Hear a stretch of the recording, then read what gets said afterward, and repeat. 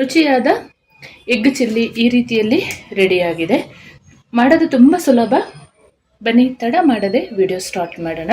ನಮಸ್ತೆ ಎಲ್ಲರನ್ನೂ ಸುಸಿ ಕಿಚನ್ಗೆ ಸ್ವಾಗತ ಮಾಡಿಕೊಂಡು ಇವತ್ತು ಅದ್ಭುತವಾದ ರೆಸಿಪಿ ಮಾಡ್ತಾ ಇದ್ದೀನಿ. ಬನ್ನಿ ಹೇಗೆ ಮಾಡೋದು ನೋಡೋಣ. ನಾವಿವತ್ತು ಅದ್ಭುತವಾದ ಎಗ್ ಚಿಲ್ಲಿಯನ್ನು ಮಾಡ್ಕೊಳ್ಳೋಣ.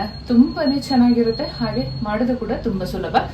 ನಿಮ್ಮ ಮನೆ ಅಳತೆಗೆ ನೀವು ಮಾಡ್ಕೊಳ್ಳಿ. 10, 15, 6 ಈ ಥರ ಮಾಡ್ಕೊಳ್ಳಿ. ಸ್ವಲ್ಪ ದಪ್ಪ ಮಾಡಿಕೊಂಡ್ರೆ ಇನ್ನೂ ಚೆನ್ನಾಗಿರುತ್ತೆ. ನಾನಿಲ್ಲಿ 7 ಮೊಟ್ಟೆನ ತಗೊಳ್ತಾ ಇದ್ದೀನಿ. ಇದನ್ನು ಒಂದು ಮಿಕ್ಸಿಂಗ್ ಬೌಲಿಗೆ ಹಾಕೊಂಡು ಚೆನ್ನಾಗಿ ಬೀಟ್ ಮಾಡ್ಕೊಳ್ಬೇಕು. ಒಂದು ಮಿಕ್ಸಿಂಗ್ ಬೌಲ್ ಇಟ್ಕೊಂಡಿದ್ದೀನಿ. ಎಲ್ಲ ಮೊಟ್ಟೆನ ಒಡೆದು ಬೌಲ್ ಒಳಗಡೆ ಸೇರಿಸ್ಕೊಳ್ಳೋಣ. ತುಂಬ ಅಂದರೆ ತುಂಬ ರುಚಿ ಇರುತ್ತೆ. ನೀವು ಒಮ್ಮೆ ಟ್ರೈ ಮಾಡಿ.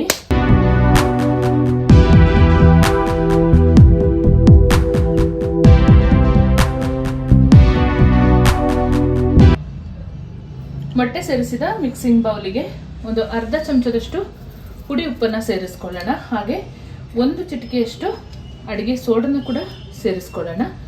ತುಂಬಾ ಚೆನ್ನಾಗಾಗುತ್ತೆ ಮತ್ತು ಸ್ವಲ್ಪ ದಪ್ಪ ಆಗುತ್ತೆ, ಹಾಗಾಗಿ ಅಡುಗೆ ಸೋಡಾ ಯೂಸ್ ಮಾಡ್ಕೊಳ್ಳಿ. ಇಷ್ಟನ್ನು ಹಾಕ್ಕೊಂಡು ಚೆನ್ನಾಗಿ ಬೀಟ್ ಮಾಡ್ಕೊಳ್ಬೇಕು. ಬೇಕಿದ್ರೆ ಸ್ವಲ್ಪ ಪೆಪ್ಪರ್ ಪೌಡರ್ ಎಲ್ಲ ಸೇರಿಸ್ಕೊಳ್ಬೋದು. ನಾನು ಹಸಿಮೆಣಸಿನಕಾಯಿ ಮತ್ತು ಸಾಸ್ಗಳೆಲ್ಲ ಬಳಸೋದ್ರಿಂದ ನಾನು ಇದಕ್ಕೆ ಸೇರಿಸ್ಕೊಳ್ತಾ ಇಲ್ಲ.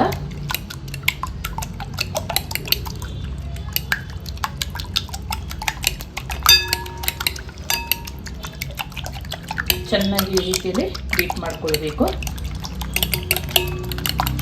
ಚೆನ್ನಾಗಿ ಬೀಟ್ ಆಗಿದೆ ಮೊಟ್ಟೆ. ಇವಾಗ ನಾವು ಆಮ್ಲೆಟ್ ಥರ ಇದನ್ನು ಫ್ರೈ ಮಾಡ್ಕೊಳ್ಬೇಕು. ಒಂದು ತವಾ ಒಲೆ ಮೇಲೆ ಇಟ್ಕೊಂಡು 1 ಚಮಚ ಎಣ್ಣೆ ಸೇರಿಸ್ಕೊಂಡಿದ್ದೀನಿ. ಎಣ್ಣೆ ಬಿಸಿಯಾಗಿದೆ. ಮೊಟ್ಟೆ ಹಾಕೊಳ್ಳೋಣ.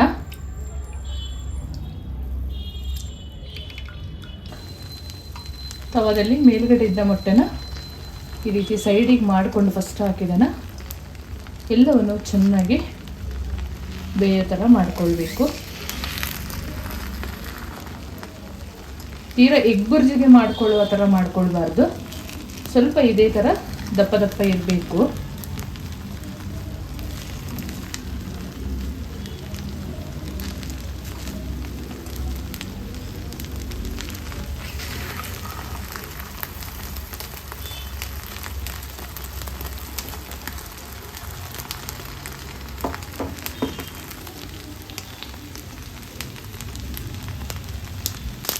ಉಲ್ಟಾ ಮಾಡಿಕೊಂಡು ಬೇಯಿಸ್ಕೊಳ್ಳೋಣ.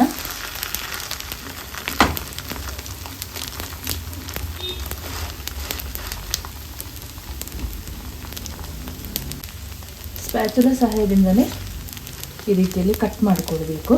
ನೋಡಿ, ಇಷ್ಟು ದಪ್ಪ ದಪ್ಪ ಪೀಸಸ್ ಆಗಿ ಕಟ್ ಮಾಡ್ಕೊಳ್ಳೋಣ.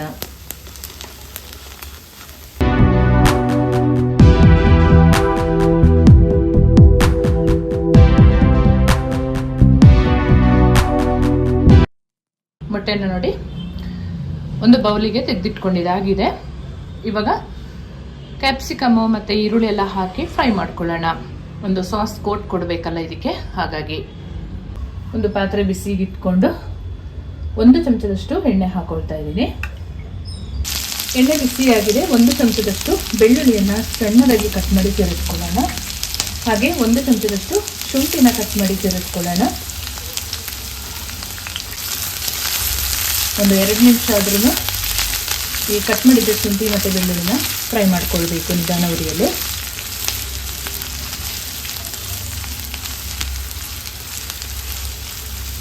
ಇದು ಫ್ರೈ ಮಾಡಿ ಬಾಯಿಗೆ ಸಿಗುವಾಗ ತುಂಬಾ ಚೆನ್ನಾಗಾಗುತ್ತೆ ಶುಂಠಿ ಬೆಳ್ಳುಳ್ಳಿ ಪೀಸಸ್.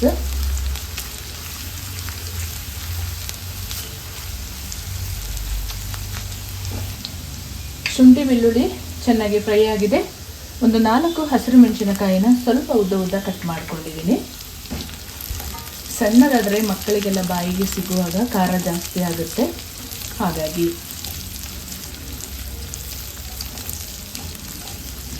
ಹಸಿರು ಮೆಣಸಿನಕಾಯಿ ಫ್ರೈ ಆಗಿದೆ. ಒಂದು ಕ್ಯಾಪ್ಸಿಕಮನ್ನು ಈ ಥರ ಸ್ಕ್ವೇರ್ ಶೇಪಲ್ಲಿ ಕಟ್ ಮಾಡಿ ಹಾಕೊಳ್ತಾ ಇದ್ದೀನಿ. ಒಂದು 2 ನಿಮಿಷ ಎಣ್ಣೆಯಲ್ಲಿ ಫ್ರೈ ಮಾಡ್ಕೊಳ್ಳೋಣ. ನೀವು ಸಿಕ್ಕಿದ್ರೆ ಬೇಕಾದರೆ ಯೆಲ್ಲೋ ಕ್ಯಾಪ್ಸಿಕಮ್ ಮತ್ತು ರೆಡ್ ಕ್ಯಾಪ್ಸಿಕಮ್ ಕೂಡ ಹಾಕ್ಕೊಳ್ಬೋದು, ಅದು ಚೆನ್ನಾಗಾಗುತ್ತೆ. ಕ್ಯಾಪ್ಸಿಕಮ್ ಒಂದು 2 ನಿಮಿಷ ಫ್ರೈ ಆಗಿದೆ. ಒಂದು ದಪ್ಪ ಈರುಳ್ಳಿನ ಸೇಮ್ ಒಂದು ವಿಧಾನದಲ್ಲೇ ಕಟ್ ಮಾಡ್ಕೊಳ್ಬೇಕು. ಫ್ರೈ ಮಾಡ್ಕೊಳ್ಳೋಣ. ಇದೆಲ್ಲ ಜಾಸ್ತಿ ಫ್ರೈ ಮಾಡ್ಕೊಳ್ಳೋದು ಬೇಡ, ಒಂದು 2 ನಿಮಿಷ ಫ್ರೈ ಆದರೆ ಸಾಕು.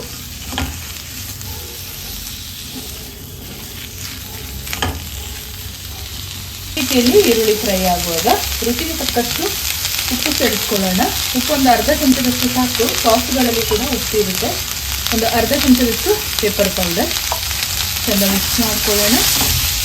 ಸಾಸ್ ಹಾಕುವಾಗ ಮಾತ್ರ ಹೈ ಫ್ಲೇಮ್ ಇರಬೇಕು.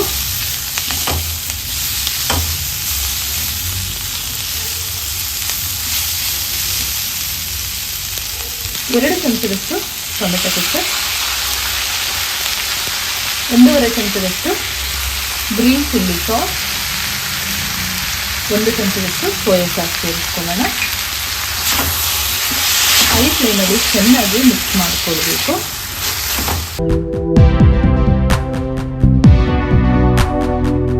ಸಾಸ್ ಹಾಕಿದ ಮೇಲೆ ಈ ರೀತಿ ಫ್ರೈ ಆದ ಮೇಲೆ ರೆಡಿ ಮಾಡಿ ಇಟ್ಕೊಂಡ ಎಗ್ಗನ್ನು ಸೇರಿಸ್ಕೊಳ್ಳೋಣ. ಸಾಸ್ ಜೊತೆಯಲ್ಲಿ ಚೆಂದ ಮಿಕ್ಸ್ ಮಾಡ್ಕೊಳ್ಳೋಣ.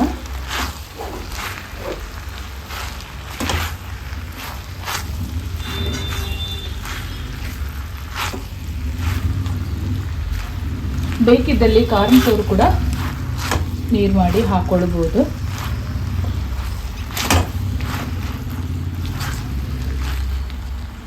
ಮೇಲ್ಗಡೆಯಿಂದ ಸ್ವಲ್ಪ ಕಟ್ ಮಾಡಿದ ಕೊತ್ತಂಬರಿ ಸೊಪ್ಪನ್ನು ಸೇರಿಸ್ಕೊಳ್ಳೋಣ. ಸ್ಪ್ರಿಂಗ್ ಆನಿಯನ್ ಇದ್ರೂ ಕೂಡ ಅದು ಕೂಡ ಹಾಕ್ಕೊಳ್ಬೋದು. ಒಮ್ಮೆ ಮಿಕ್ಸ್ ಮಾಡಿಕೊಂಡು ಸ್ಟವ್ ಆಫ್ ಮಾಡಿಕೊಂಡು ಟೇಸ್ಟ್ ಮಾಡೋಣ. ಈ ರೀತಿಯಲ್ಲಿ ರೆಡಿ ಮಾಡ್ಕೊಂಡಿರಬೇಕು. ತುಂಬಾ ಚೆನ್ನಾಗಾಗುತ್ತೆ. ಒಮ್ಮೊಮ್ಮೆ ಮನೆಯಲ್ಲಿ ಟ್ರೈ ಮಾಡಿ. ಈ ರೀತಿಯಲ್ಲಿ ಅದ್ಭುತವಾದ ಎಗ್ ಚಿಲ್ಲಿ ರೆಡಿಯಾಗಿದೆ. ತಪ್ಪದೆ ಒಂದ್ಸಲ ಮನೆಯಲ್ಲಿ ಟ್ರೈ ಮಾಡಿ ಹೇಗೆ ಬಂತು ಕಮೆಂಟಲ್ಲಿ ತಿಳಿಸೋದನ್ನು ಮರಿಬೇಡಿ. ಮಾಡೋದು ತುಂಬ ಸುಲಭ, ಅಷ್ಟೇ ರುಚಿಯಾಗಿರುತ್ತೆ. ಹಾಗೆ ನನ್ನ ಚಾನಲ್ಗೆ ಫಸ್ಟ್ ಟೈಮ್ ವಿಸಿಟ್ ಮಾಡಿದರೆ ಪ್ಲೀಸ್ ಸಬ್ಸ್ಕ್ರೈಬ್ ಮಾಡಿಕೊಂಡು ನಿಮ್ಮ ಫ್ರೆಂಡ್ಸ್ ಆ್ಯಂಡ್ ಫ್ಯಾಮಿಲಿಗೆ ಹೆಚ್ಚು ಶೇರ್ ಮಾಡೋದನ್ನು ಮರಿಬೇಡಿ. ಮುಂದೆ ಅದ್ಭುತವಾದ ಹೊಸ ರೆಸಿಪಿಯೊಂದಿಗೆ ನಿಮ್ಮನ್ನು ಭೇಟಿ ಮಾಡ್ತೀನಿ. ಅಲ್ಲಿವರೆಗೂ ತುಂಬ ಹೃದಯದ ಧನ್ಯವಾದಗಳು.